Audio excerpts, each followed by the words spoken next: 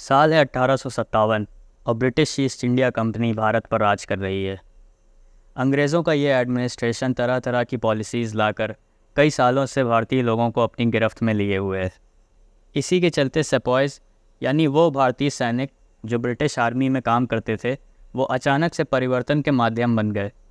East India company ने उनका विश्वास और अनुशासन का फ़ायदा उठाकर इन सेपॉयज़ का काफ़ी सालों से अपने फ़ायदे के लिए इस्तेमाल किया था। आज़ादी की पहली लड़ाई शुरू होती है मंगल पांडे से, जो कि एक आम सिपाही थे, यानी ब्रिटिश आर्मी के भारतीय सैनिक। मंगल पांडे नए प्रकार के राइफल कारतूस का इस्तेमाल करने से इनकार कर देते हैं, ये कह के कि ये कारतूस गाय और सूअर यानी पिग की चर्बी से बना है, जो कि उनकी धार्मिक भावनाओं के खिलाफ था। मंगल पांडे के इस इनकार ने उनके ब्रिटिश अधिकारी के साथ एक टकरार को जन्म दिया। ये छोटी सी घटना धीरे धीरे बड़ी होती जाती है। इस विरोध के चलते सेपॉयज़ में एक तेज़ आंदोलन शुरू हो जाता है। उन्हें समझ में आने लगता है कि उनके सांस्कृतिक मूल्यों और जीवन शैली को खतरा है।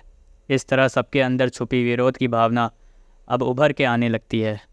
ये शुरुआती विरोध जल्द ही एक पूरी तरह का विद्रोह बन जाता है, क्योंकि सेपॉयज़ और आम जनता साथ मिलकर अंग्रेज़ों के खिलाफ हथियार उठाने लगते हैं।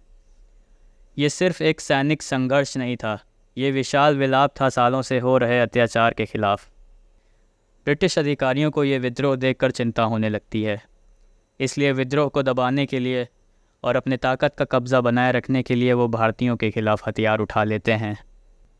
इस तरह से आज़ादी के संघर्ष के लिए एक मंच तैयार हो जाता है, वो मंच जो कि आने वाले टाइम में अंग्रेज़ों को चुनौती देगा। मंगल पांडे ने जो चिंगारी लगाई थी वो अब आग बन चुकी थी। एक तरफ झांसी की रानी लक्ष्मीबाई ने अपनी पूरी सेना लेकर अंग्रेज़ों के खिलाफ युद्ध छेड़ दिया था। उनकी सेना में औरतें भी थीं और ये करके उन्होंने ये दिखा दिया था कि औरतें अब साइड में खड़े होकर बस देखेंगी नहीं, बल्कि आज़ादी की लड़ाई में अपना पूरा योगदान देंगी। वहीं दूसरी तरफ आखिरी मुग़ल बादशाह बहादुर शाह ज़फ़र भी इस आंदोलन से जुड़ जाते हैं और अपनी मुग़ल सेना को अंग्रेज़ों के खिलाफ जंग करने का आदेश जारी करते हैं। सेपॉयज़ और आम लोग साथ मिलकर आंदोलन में हिस्सा लेते हैं। शहर जैसे दिल्ली, लखनऊ और कानपुर ब्रिटिश सेना के खिलाफ इस विद्रोह का केंद्र बन जाते हैं। जगह जगह ज़ोरदार युद्ध होने लगते हैं और भारतीय लोगों की ये सेना ब्रिटिश आर्मी के खिलाफ असरदार साबित होती है। लेकिन ब्रिटिश आर्मी भी चुपचाप देखने वालों में से नहीं थी। आम जनता जहाँ तलवारों और घोड़ों का इस्तेमाल कर रही थी, वहीं दूसरी तरफ ब्रिटिश आर्मी बंदूकों का। शुरुआत में भला ही भारतीय लोग ये लड़ाई जीत रहे थे, पर जल्दी ब्रिटिश अपना कंट्रोल वापस कायम कर लेते हैं।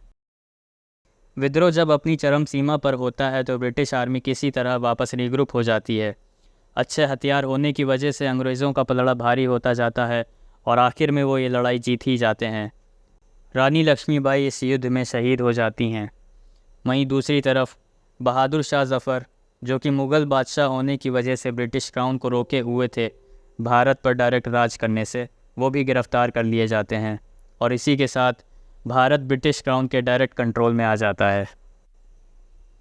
लड़ाई के बाद बड़े बड़े शहर एकदम तहस महस हो चुके थे और इतने लोगों ने जान गंवाई थी कि मानो कोई गिनती ही ना हो। 1871 सेंसस ऑफ इंडिया के हिसाब से ब्रिटिश आर्मी के लगभग 6000 लोग मारे गए थे और वहीं दूसरी तरफ भारतीयों की संख्या थी लगभग 8 लाख।